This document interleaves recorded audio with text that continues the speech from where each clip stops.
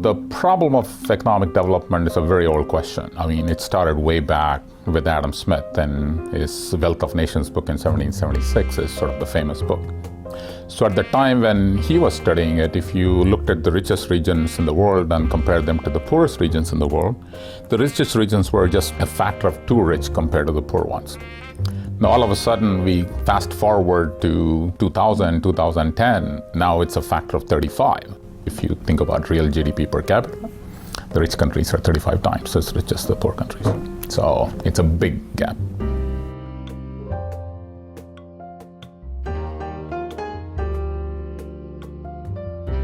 My name is Ravikumar. I am a research economist at the Federal Reserve Bank of St. Louis, and I've been at the bank since summer 2011.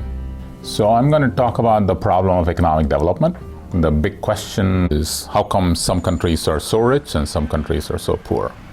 So think about economies where a person is living on $1 a day. And that person can afford very few things. Has to live on very bare meals, can go see a doctor regularly, etc. Now imagine if that person had $35 a day.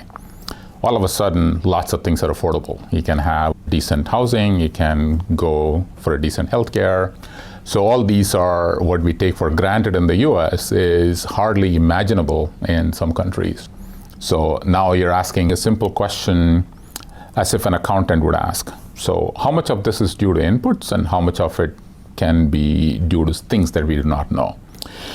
So the way economists look at it is that let's go measure the inputs. What are the inputs? Some examples of inputs are physical capital and human capital. So let's think about physical capital for a minute. Physical capital could be all kinds of equipment and structure sitting in an economy. So you got buildings, you got laptops, you got lathes, you got assembly lines.